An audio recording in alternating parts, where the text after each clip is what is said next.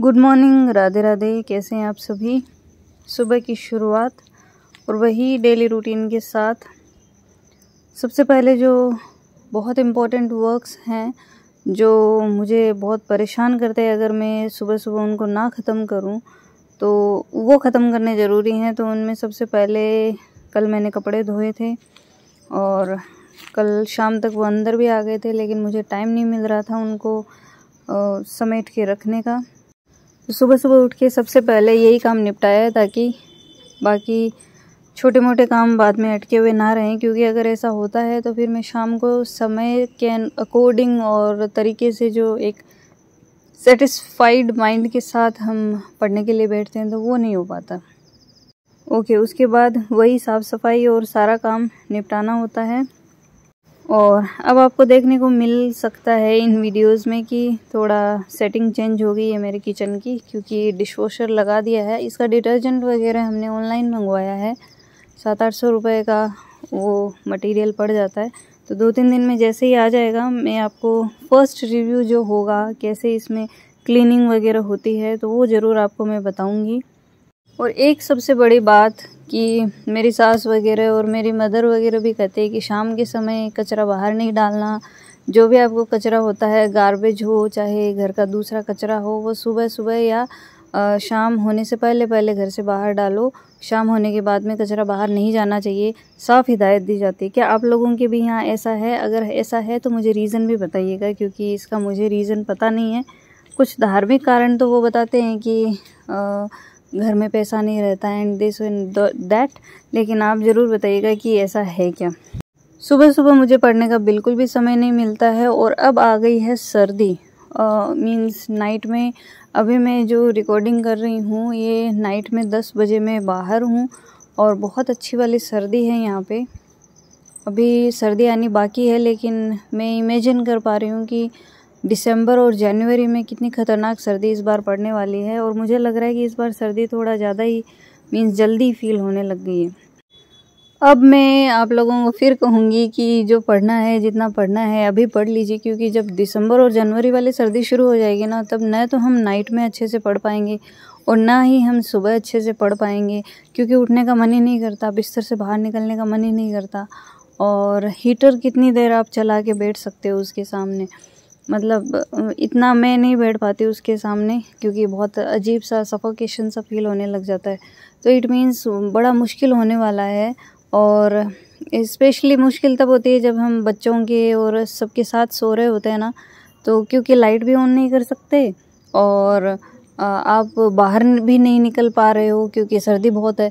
तो ऐसी सिचुएशन में पढ़ना वाकई बड़ा ही मुश्किल है। मतलब आपको एकदम से अपना सारा ध्यान केवल पढ़ाई की तरफ लगाएंगे तो पढ़ सकते हैं, और एकदम ही अगर मन ही बना लेंगे नहीं नहीं कैसे भी करना है, in that situation only you can study. Otherwise आप उस समय ऐसी स्थिति में मीन्स इतनी सर्दी वाले समय में आप पढ़ाई का बिल्कुल मन नहीं करता है, बस खाओ पियो सो, खाओ पियो सो यही रहता है। तो जो महीना अभी अक्टूबर का चल रहा है, अक्टूबर नवंबर तक 1-2 महीने जो हैं इसमें भरपूर स्टडी कर लीजिए, क्योंकि बाद में समय नहीं मिलने वाला। रातें तो हमारी सोने में जाएंगी एकदम ठंड में, और दिन इतने छोटे होते हैं कि पता ही नहीं चलता कब सुबह हुई कब शाम हुई। ओके, बच्चों के लिए हमने गिरवाई है यहाँ पे मिट्टी, क्योंकि मिट्टी में खेलना, बचपन अगर मिट्टी में खेले बिना चला जाए ना तो मीन्स मज़ा नहीं आता है। तो आई रिक्वेस्टेड माई हस्बैंड की थोड़ी मिट्टी गिरवाई है यहाँ पे। तो 2-3 ट्रॉली यहाँ पे मिट्टी डलवाई गई है और 3-4 बच्चे हैं ये टोटल यहाँ पे। और मेरा वाला इतना शैतान हो रहा है, मुझे इसकी बड़ी टेंशन रहती थी कि ये बड़ा सीधा सा बच्चा है, कैसे दूसरे बच्चों के साथ खेलेगा, सर्वाइव करेगा, क्योंकि कोरोना काल में तो वैसे ही 1.5-2 साल ये अंदर ही अंदर रहा, तो बच्चों के साथ इतना खेलना मिलना नहीं हो पाया। फिर एकदम से जैसे इसको बाहर निकाला तो बहुत रोता था बच्चों को देख के, लेकिन अब मुझे ऐसा लग रहा है कि I am free now, means इतना टेंशन नहीं है। लेकिन ये तो सबको ही मीन्स पीछे छोड़ रहा है एकदम, इतनी शैतानियाँ इतनी बदमाशियाँ करने लग गया है। और अब हमें दूसरे बच्चों का ध्यान रखना पड़ता है कि भाई ये कहीं उनको मार के या उनको परेशान करके ना आ जाए। और ये यहाँ पे ओपनिंग हो रही है, मैंने स्वस्तिक वगैरह भगवान जी का नाम लेके बना दिया था मशीन पे, और ये लोग अब इसको थोड़ा सा देख रहे हैं कि किस तरीके से क्या होगा। हालांकि इन्हीं के ऑफिस में और एक आधे लोग हैं जिन्होंने इसको ले रखा है। काफ़ी सपोर्टिव है ये मशीन भी। अगर आप 3-4 जने हो घर में और खूब सारे बर्तन होते हैं तो मेरे पास यहाँ पे बर्तनों का भंडार लग जाता है, जूठे बर्तनों का। और मैंने इसको इसलिए परचेज़ किया है क्योंकि मेरे बैक पेन रहता है, और जो खड़ा वाला ये सिस्टम है ना, जिसमें खड़ा होके आपको खड़े खड़े ही बर्तन वगैरह साफ़ करने हैं, तो उसमें आपको काफ़ी आगे की तरफ झुकना पड़ता है। तो इस पोस्चर में बहुत सी महिलाओं को कमर दर्द इस पोस्चर ने दिया है। इसलिए मैंने जैसे ही जॉब स्टार्ट की, सबसे पहला काम मैंने यही किया है कि सैलरी आते ही मैं सबसे पहले डिश वॉशर लूँगी। पिछले साल लेने की सोच रही थी, लेकिन चलिए जो भी है, जब समय आता है चीज़ों का तो अपने आप होती जाती है। अच्छा, सारा काम हो गया है। शाम के समय अब मैं बैठ गई हूँ पढ़ने के लिए और सब्जेक्ट पढ़ूँगी। सबसे पहले अपना सब्जेक्ट में मेरा क्रिटिसिज्म थियरी वगैरह चल रहा है। जो भी इंग्लिश लिटरेचर के हैं तो वो इसको रिलेट कर पाएंगे, बाकियों के लिए नहीं है क्योंकि सब्जेक्ट दूसरा हो जाएगा, है ना।